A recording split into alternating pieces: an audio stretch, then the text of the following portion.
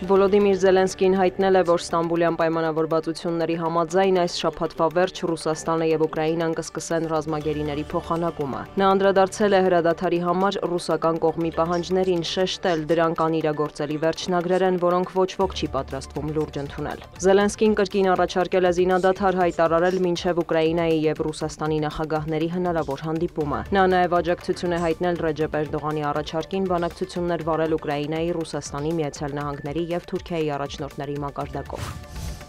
Վլադիմիր Պուտինը կառավարության ներկայացուցիչների հետ հանդիպում է անցկացրել, խնդրել Ստամբուլյան բանակցություններում ռուսական պատվիրակության ղեկավար Վլադիմիր Մեդինսկուն զեկուցել վերջին հանդիպման արդյունքների մասին։ Մեդինսկու խոսքով Ուկրաինան առաջարկել է մինչև 60-օրյա զինադադար հաստատել Պուտին-Զելենսկի հանդիպում նախապատրաստելու համար։ Ռուսական կողմը կոչ է արել ուկրաինական պատվիրակությանը կենտրոնանալ խաղաղության պայմանների մշակման, այլ ոչ ժամանակավոր հրադադարի վրա, հավելել է Ռուսաստանի նախագահի օգնականը։ Մեդինսկին ընդգծել է, որ Մոսկվան եւ Կիևը կապի մեջ են մարդասիրական հարցերով։ Նրա խոսքով պատրաստ են հունիսի 7-ից 9 Ուկրաինայի հետ գերիների փոխանակում իրականացնել 1200-ը 1200-ի դիմաց։ Պուտինն էլ նշել է, որ հատուկ ռազմական գործողության նպատակներին հասնելու համար անհրաժեշտ է օգտագործել բոլոր միջոցները, այդ թվում բանակցությունները։ Միևնույն ժամանակ նա կարծիք է հայտնել, թե Կիևը խաղաղություն չի ցանկանում։ Մեկնաբանելով Զելենսկու հետ հանդիպման հնարավորությունը Պուտինը շեշտել է, ով է առհասարակ քննարկումներ վարում ահաբեկիչների հետ։ Հանդիպմանն անդրադարձ է եղել Կուրսկում եւ Բրյանսկում երկաթուղային ենթակառուցվածքներին ուկրաինական ենթադրյալ հարձակումներին։ Քննչական կոմիտեի ղեկավարը նշել է, որ ընդհանուր վնասը կազմել է ավելի քան